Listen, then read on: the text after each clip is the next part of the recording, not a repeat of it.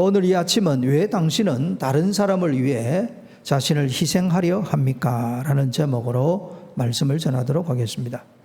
영국 중부 지역에 가면 이암이라는 아주 작은 마을이 있습니다.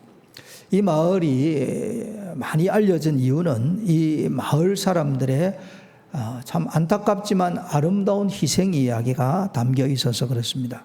1665년 영국 전역에 흑사병으로 많은 사람들이 생명을 잃었습니다. 1665년 7월 달 흑사병으로 런던의 수많은 사람들이 생명을 잃었을 때 런던에서 이 이암이라는 마을에 옷감을 보내주었습니다. 이 재단사가 젖은 옷감을 이렇게 틀었는데 이 트는 중에 쥐벼룩이 튀어나왔습니다. 이 쥐벼룩이 바로 이 흑사병을 옮기고 다닌 것입니다. 이것 때문에 이제 마을에 흑사병이 전염이 되어서 많은 사람들이 죽어갔습니다.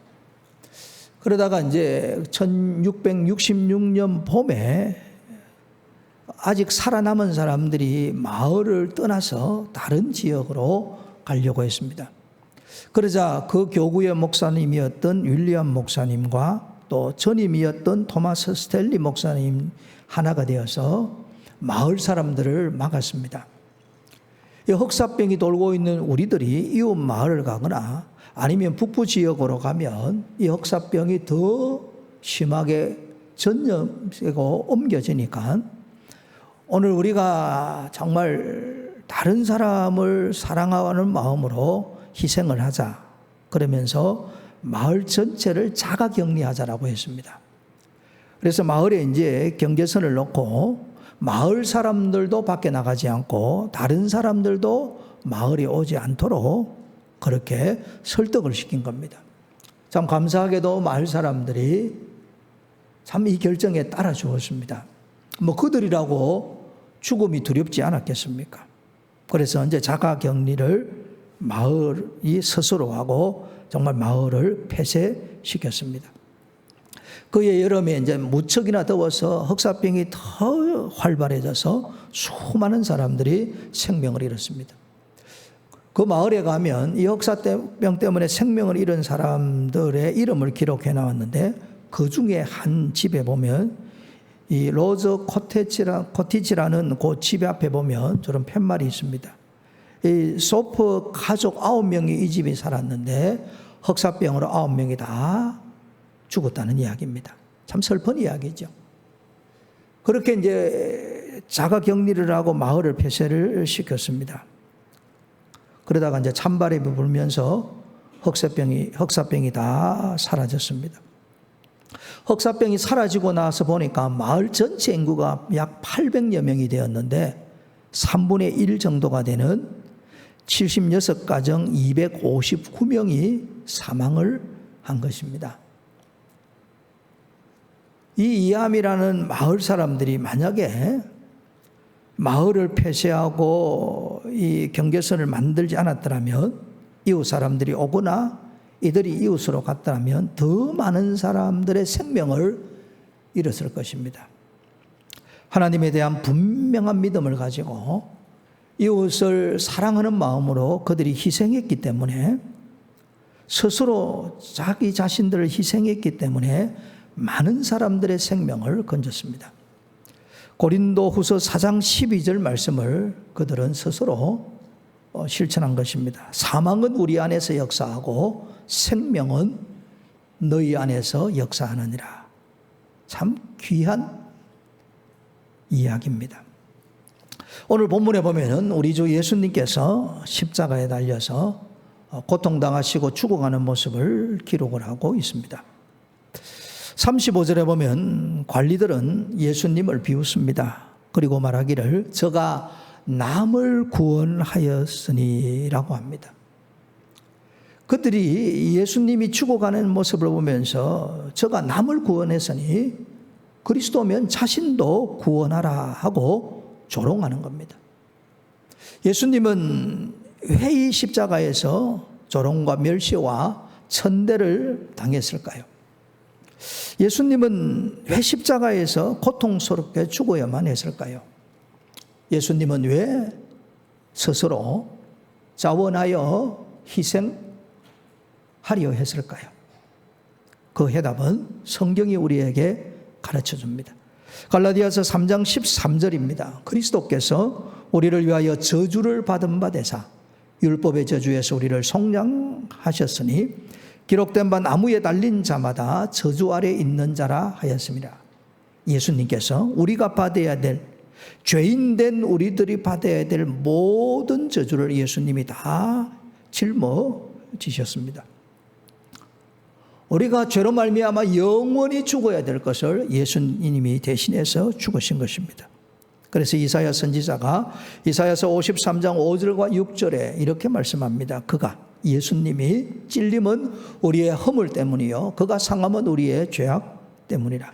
그가 징계를 받음으로 우리는 평화를 누리고 그가 채찍에 맞음으로 우리는 나음을 입었도다. 우리는 다 양 같아서 그릇 행하여 각기 제 길로 갔거늘 여호와께서는 우리 모두의 죄악을, 저와 여러분들의 모든 죄악을 예수님에게 담당시키셨습니다. 예수님, 왜 당신은 다른 사람을 위해서 희생하려 합니까? 라는 이 질문의 대답은 우리 자신을 위하여, 우리 한 사람 한 사람을 위하여 예수님께서 십자가에서 희생하신 것입니다. 우리가 그 예수님을 믿음으로 죄사함 받습니다. 그 예수님을 믿음으로 하나님의 자녀가 되고 예수님을 믿음으로 우리는 영생을 가지고 살아갑니다. 예수님의 그 자원한 희생이 있었기에 오늘 우리는 신령한 기쁨을 누리고 은혜를 누리고 살아가는 것입니다. 오늘 본문에 예수님께서 십자가에서 양손과 양발에 못이 박히고 이마에는 가시멜류관에 서셔서 피를 흘립니다. 그 뜨거운 태양 아래 참으로 온몸이 말라가지 않겠습니까? 그 예수님께서 십자가에서 아버지여 저들의 죄를 용서해 주옵소서, 저들이 알지 못하고 합니다 하고 참 기도합니다. 예수님께서 십자가에 못 박힐 때 이 행악자 두 사람이 하나는 좌편에 하나는 우편에 예수님처럼 십자가에 못 박히게 됩니다. 행악자라는 것은 말 그대로 악을 행하는 사람이다. 당시의 로마법에 이 십자가형에 처해질 만큼 악을 행했다는 사람들입니다. 이 행악자가 양편에 있었는데 한편의 행악자가 예수님의 이름을 부릅니다. 예수님, 당신의 나라에 임할 때 나를 기억해 주세요 라고 합니다. 로마서 10장 13절에 나오는 말씀입니다. 누구든지 주의 이름을 부르는 자는 구원을 받으리라. 이 말씀 그대로 한편 강도가 지금까지 살면서 어떤 이유든 간에 악을 행함으로 십자가형을 당하는 이 행악자가 예수님의 이름을 부릅니다. 예수님의 이름을 부르기 전에 자신이 악을 행한 악인이라는 것을 인정하고 고백합니다. 그러면서 예수님의 이름을 부르자 예수님께서 말씀합니다. 오늘 그대는 나와 함께 낙원에 있으리라. 참 은혜롭죠. 그 극심한 십자가의 고통 속에서도 예수님의 이름을 부르자 예수님께서 그에게 은혜를 베푸십니다. 그가 과거에 지은 죄를 회개하고 주님의 이름을 불렀을 때 주님은 그를 정죄하지 아니합니다. 과거의 너 모습이 오늘의 너 모습이라고 말하지 않습니다. 주님은 주님의 이름을 부르자 그를 용납하시고 품으시고 주님의 백성 삼아 주시는 것입니다. 누구든지 주의 이름을 부르면, 오늘 우리 인생의 마지막이라고 할지라도 예수님의 이름을 부를 때에 구원받습니다. 오늘 그런데 이 본문을 가만히 들여다보면 우리 깊이 한번 생각해 볼 게 있습니다. 지금 이 행악자 두 사람이 예수님 좌우편에 있습니다. 마치 예수님이 죄인 취급받으시는 그런 모습이에요. 한 행악자가 예수님을 향하여서 조롱합니다. 당신이 그리스도냐? 그러면 당신도 또 우리도 한번 살려봐라 라고 비웃는 겁니다. 참 이런 사람 보면 끝까지 악을 행하는 거예요. 그이도 예수님처럼 십자가에 못 박혔습니다.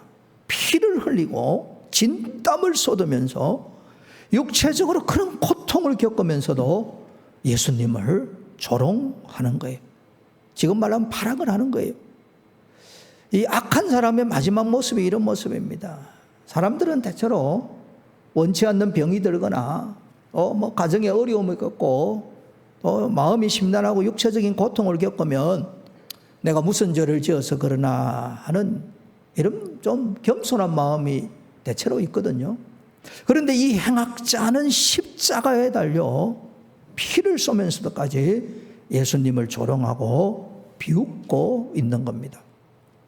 그런데 반면에 똑같이 십자가에 못 박혀서 지금 죽어가는 이 다른 행악자는 예수님을 조롱하는 그 행악자를 향하여 꾸짖습니다. 당신과 나는 마땅히 이 십자가형을 받아야 되는 죄인이고 악인이다.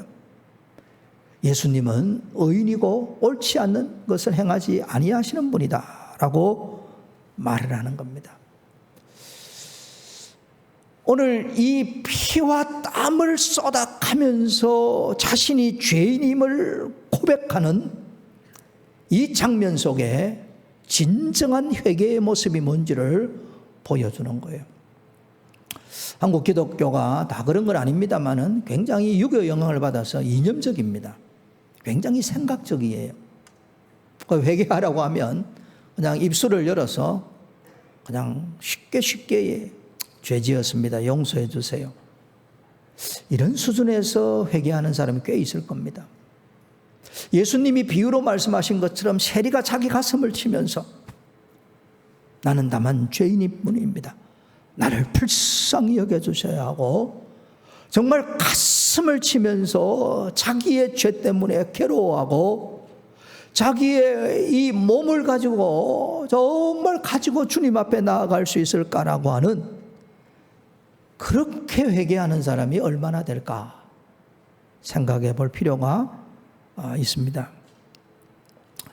저는 이 한편 행악자가 회개하는 모습을 보며 참 이가 흘리는지 지금 흘리는 이 핏방울, 땀방울, 땀의 회개, 피의 회개가 참 얼마나 진한가라는 것을 우리에게 가르쳐주고 있습니다. 살점이 떨어져 나가면서 진땀을 흘리면서 자기 몸이 말라가면서 우리는 마땅히 벌을 받아야 되는 죄인이라고 고백하는 거예요. 우리 이렇게 생각해 보십시다. 하나님 앞에 내 삶을 돌이켜보니 참 부끄러운 거예요. 참 이게 잘못된 삶을 살았습니다. 입술로 회개합니다. 그리고 걸레를 여러 개를 가지고 와서 이 본당에 있는 강대상을 닦고 모든 의자를 닦습니다. 하나 둘을 닦을 때는 땀이 안 나겠죠. 10개, 20개를 닦을 때 이마에 땀이 흐릅니다. 등골에 땀이 흐릅니다. 그러면서 주님, 내가 주님 앞에 이렇게 나올 수 없는 죄인입니다. 땀을 흘리며 노동하며 회개하면 얼마나 그 회개가 참으로 가치가 있고 오래 간직이 안 되겠습니까? 화장실 청소를 전부 다 하면서 주님, 내가 이 화장실에서 배설물이 썰어져 나가는데 주님 앞에 서기에 참 부끄럽습니다. 참 잘못되었습니다. 그러며 땀을 흘리며 몸을 주님 앞에 들어가면서 참회의 기도를 드린다면 그 기도가 어떨까요? 저는 오늘 우리 개신교가 잃어버린 것 중에 하나가 땀의 영성, 피의 영성, 노동의 영성을 잃어버린 겁니다. 이게 참 개인적으로 굉장히 안타깝게 생각하는 거예요. 행위로 구원받는다는 게 아닙니다. 행위로 죄사함 받는다는 게 아닙니다. 우리는 믿음으로 구원받고 예수님의 보혈로 죄사함 받습니다. 그러나 땀의 영성, 노동의 영성, 주님을 위하여 흘리는 피의 영성의 가치가 굉장히 귀하다는 것을 말씀을 드립니다. 지금도 젊지만은 제가 아주 젊을 때에 한 6개월간 라브리 공동체에서 공동체 생활을 한 적이 있습니다. 공동체 생활을 하면 아침에 일찍 일어나서 경건의 시간을 가지고 오전과 오후를 나누어서 4시간은 공부하고 4시간은 반드시 노동을 해야 됩니다. 노동이라는 말 지금 말로 하면 다른 사람을 섬기는 것이고 섬기기 위해서 땀을 흘리는 겁니다. 공부만으로 절대 사람이 변하지 않는다는 거예요. 그 오전에 이제 공부를 하면 오후에 4시간 노동을 합니다. 점심때는 모여서 같이 이제 식사를 하고 자유롭게 대화하면서 서로가 서로를 격려하고 축복하며 기도합니다. 그리고 이제 저녁에 되면 또 마침 기도회를 하고 마칩니다. 이러면 하루 일과 굉장히 바빠요. 이렇게 해서 일주일을 보내고 나면 일주일이 금방 갑니다. 왜? 땀과 노동이라는 것은 사람을 깨끗하게 만들어요. 제가 정말 이런 일들을 굉장히 안타깝게 여겨요. 이렇게 한번 예배드리고 돌아가 버리면 몸으로 남는 것이 별로 없어요. 최소한 사흘이든 일주일이든 열흘이든 땀을 흘리고 노동을 하며 정말 하나님 앞에 가슴 치며 이마에 땀방울이 이 실핏줄이 터져서 핏방울이 흐를 때까지 정말 몸으로 기도하고 몸으로 주님을 섬기는 이런 일들이 필요하지 않을까 하는 생각을 하는 거예요. 우리 교회에 이제 다음 세대 자녀들로 하여금 이 선교하는 데 도움이 되라고 선교 마일리지 제도가 있습니다. 1시간을 일하면 10,000마일을 주고 그게 모이면 이제 선교할 때 재정적으로 도움이 됩니다. 제가 이제 나이가 조금 들어보다 보니까 어린 아이들이 땀을 흘리며 일하면 이게 할아버지가 되면 안타까워요. 그런데 그 땀방울은 정말 가치가 있는 거예요. 시원한 에어컨 바람 밑에서 부채질하면서 일을 하는 것은 오래 남지 않습니다. 대학볕에 땀을 흘리며 등에 땀으로 뒤범벅대면서 교회 안팎을 청소하고 그러면서 10,000마일을 만들어서 선교할 때 도움이 되도록 한다. 몸으로 주님을 배우는 법을 깨닫는 거예요. 얼마나 귀한지 모릅니다. 오늘날 시대에 부모님들이 이렇게 하는 부모가 얼마나 될까 생각을 해봅니다. 현실적인 이야기 하나 해드릴게요. 해방 이후에 지금 대한민국에 사는 연령 중에 가장 건강하게 사는 연령대가 5, 60대입니다. 왜 5, 60대가 건강하냐면 옛날에 10대 시절, 20대 시절 학교 다닐 때 전부 어쨌든 아침밥 먹고 다녔어요. 그리고 소고기 반찬보다는 나물, 야채를 많이 먹고 살았어요. 그 다음에 학교 갈 때 학교가 가까이 없어서 전부 다 걸어서 다녔습니다. 저는 초등학교 때부터 버스 타고 걸어 다녔거든요. 그러니까 저절로 운동을 해요. 그리고 예전에는 음악, 미술, 체육, 게다가 교련까지 있었어요. 애들이 그때 지금 5, 60대가 예전에는 몸을 많이 썼습니다. 그리고 감사하게도 40대가 될 때 국가에서 건강검진을 시켰어요. 건강하게 삽니다. 근데 지금 20, 30대는 여러분 아침 보통 잘 안 먹어요. 그 다음에 얼마나 교통이 발달했는지 버스 타고 걸어 다니는 사람들 많이 없어요. 그리고 야채, 나물 반찬보다는 고기를 훨씬 많이 먹습니다. 젊을 때는 오히려 야채를 먹고 몸을 잘 관리를 해야 되고 60이 넘으면 오히려 육식을 많이 해야 되는데 지금 젊은 애들이 거꾸로 삽니다. 게다가 체육, 미술, 음악, 교련 잘 안 해요. 몸으로 하는 걸 잘 안 해요. 주스 먹지요. 하얀 밀가루빵 먹지요. 지나친 육식하지요.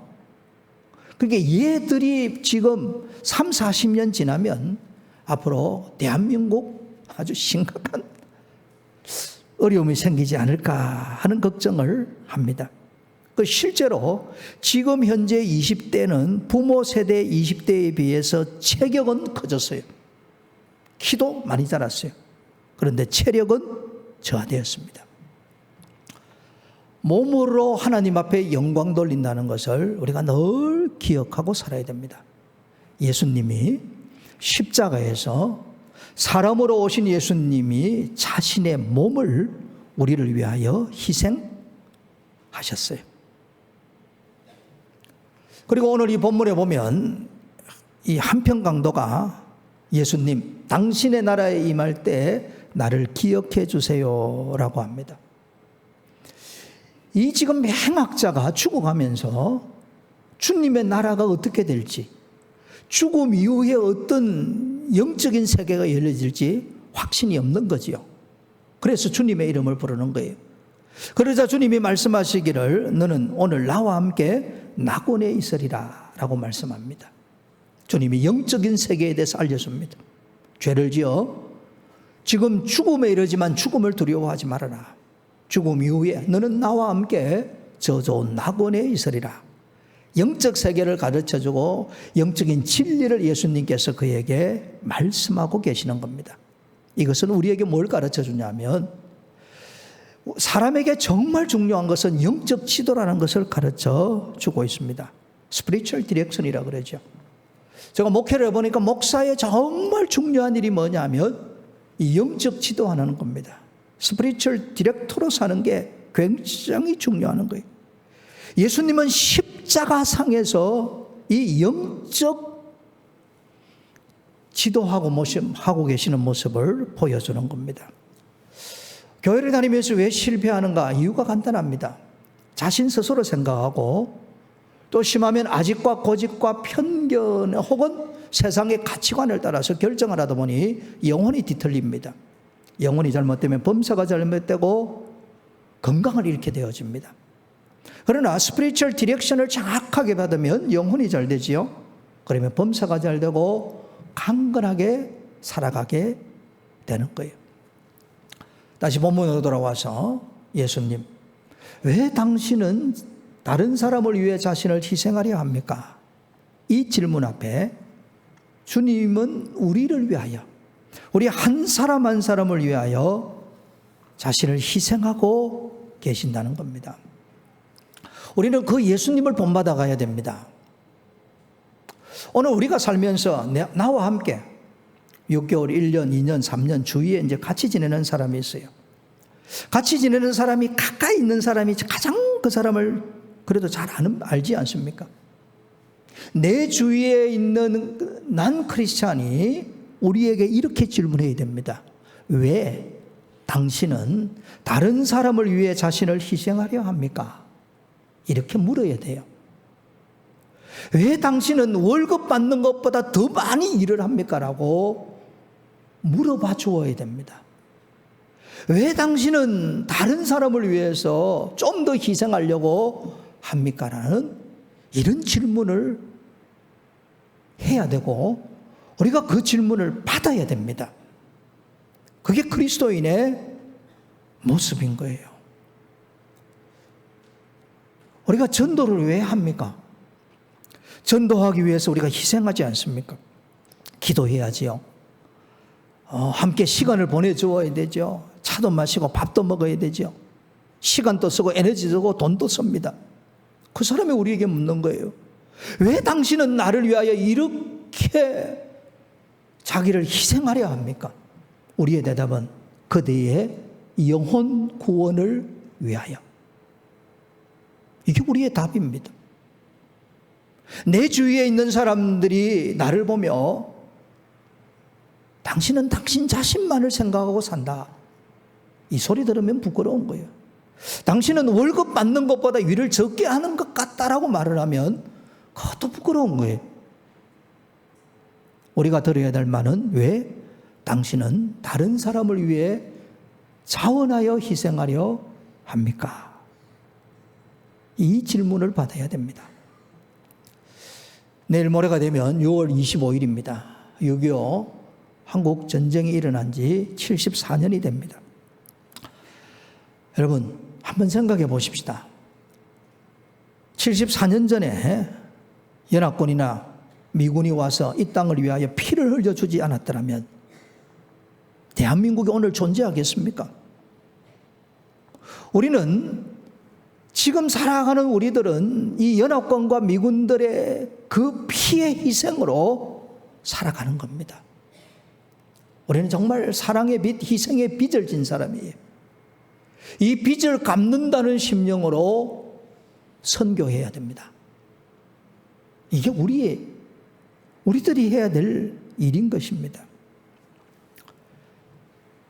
우리가 다른 사람들에게 이런 소리를 듣습니다. 왜 당신은 다른 사람을 위하여 자원하여 희생하려 합니까? 그들을 위하여. 그러면 우리가 예수님처럼 다른 사람을 위하여 자원하여 희생할 때 어떤 은혜가 있는가? 하나님이 그냥 두지 아니합니다. 예수님이 십자가에 죽으셨습니다. 성부 하나님께서 예수님께서 부활하게 하심으로 만왕의 왕이 되시고 만주의 주가 되게 하신 거예요. 모든 무릎을 예수님의 이름 앞에 무릎 꿇게 하시고 예수님을 주님으로 시인하게 하셨습니다. 마찬가지로 오늘 우리가 자원하여 사랑으로 희생하여 섬길 때에 주님은 우리를 들어 사용하실 것이고 더 선한 일을 하도록 놀라운 은혜와 복을 주실 것입니다. 좋은 자리에 있을 때, 많은 것을 가지고 있을 때에 인색하거나 과도하게 아끼면 후일에 복이 되지 않습니다. 2000년에 미국에 대선이 있었습니다. 조지 워커 부시와 그리고 부통령이었던 엘고어가 붙었어요. 그런데 이 엘고어 부통령이 대통령이 되지를 못합니다. 그래서 정치하는 이들이 왜 엘고어가 부통령이라는 그 좋은 장점을 가지고도 대통령이 되지 못했을까 하고 원인 분석을 했는데 그 중에 하나가 뭐냐면 이 엘고어를 두고 사람들이 뭐라고 했냐면 수전노라고 그랬습니다. 왜 수전노라고 했냐면 엘고어 부부가 부통령 시절에 한 해 자선 기부한 금액이 353달러였습니다. 우리나라 돈으로 50만 원이었어요. 당시에 미국 평균 그 자원단체의 자선기금이 약 우리나라 돈으로 500만 원이었어요. 부통령으로 있으면서 이 10분의 1도 안 되는 353달러를 기부를 해놓으니까 공화당에서 공격을 할 때 스크루지 부통령이라고 그랬어요. 부끄러운 거죠. 그렇게 해서 대통령에서 떨어져 버렸어요. 선을 행하지 아니하고 덕을 쌓지 아니하면 그때는 괜찮은 것 같은데 결정적인 순간에 복이 왔다가 돌아가 버리는 거예요. 그러면 반대로 살면 어떻게 됩니까? 복이 내 것이 되는 거죠. 그래서 성경은 확실하게 이야기하면 주는 자가 받는 자보다 복되다라고 말씀하셔요. 그리고 남을 윤택하게 할 때에 우리의 삶이 윤택해진다라고 해요. 때로 우리는 가룟 유다가 예수님을 배신한 것처럼 사람들의 배신을 받을 수도 있고 또 사람들 때문에 상처를 받을 수도 있습니다. 그럼에도 불구하고 예수님이 묵묵히 자원하여 희생하신 것처럼 우리는 끝까지 우리 자신들을 희생하며 섬김의 길, 사랑의 길을 걸어가야 됩니다. 그럴 때에 주님께서 주님 오실 때에 우리에게 상을 주실 것이고 그리고 하나님은 더 선한 일, 더 좋은 일을 하도록 우리를 더 복되게 하실 것입니다. 미국의 백화점 체인망으로 유통업으로 아주 성공적인 사업을 한 사람이 있습니다. J.C. 펜입니다. 미국에 가면 여러 백화점 중에 J.C. 펜이라는 백화점이 예전에는 매우 아주 유명했습니다. J.C. 펜이는 목사님의 아들로 태어났는데 12자녀들이 형제자매였어요. 그러니까 어릴 때부터 아주 이제 독립적으로 살았습니다. 그리고 이제 그가 성공을 거두었어요. 크게 성공을 거두니까 사람들이 물었습니다. 성공의 비결이 뭡니까? 물었더니 무엇이든지 남에게 대접을 받고자 하는 대로 너희도 남을 대접하라. 이 황금률을 지켰더니 하나님이 복을 주셨다. 다르게 표현하면 내가 자꾸 좀 양보하고 희생하고 도와주었더니 하나님께서 내게 복을 주셨다라고 고백하는 거예요. 이도 많은 고생을 했습니다. 사업도 여러 번 실패해보고 사랑하는 아내도 먼저 천국에 보내기도 하고, 또 심약해져서 죽음의 공포와 두려움 때문에 진정제를 먹기도 하고, 밤이 너무 괴로워 수면제를 먹기도 한 그런 사람이었어요. 그렇지만은 믿음으로 참 살아서 결국은 성공했습니다. 그리고 그가 성공해 보니까 주위를 돌아보니 해야 될 일이 너무 많거든요. 그 중에 하나가 플로리다에 은퇴하신 목사님들을 위하여 집을 지어드렸는데 무려 100채를 지어드렸습니다.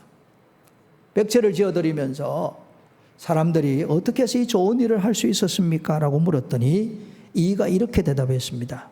어떻게 하면 많은 것을 많은 사람에게 나누어 줄 수 있을까 생각하며, 이 생각, 어떻게 하면 많은 것을 많은 사람들에게 나누어 줄 수 있을까? 이게 성공의 비결이래요. 그리고 말하기를 감사하는 생활 속에서 넘치는 복이 있음을 알게 되었습니다. 우리가 아무리 선한 일을 한다 할지라도 예수님의 십자가 앞에 가면 참 보잘것없지 않습니까? 선한 일, 착한 일을 많이 해도 과시하거나 자랑할 것 아무것도 없습니다. 그런데 감사하게도 우리가 다른 사람을 위하여 자원하여 희생하여 사랑으로 섬기면 하나님이 받으시고 더 착한 일, 더 선한 일, 더 좋은 일을 하도록 복을 부어 주시는 것입니다. 이 은혜가 있기를 축복합니다.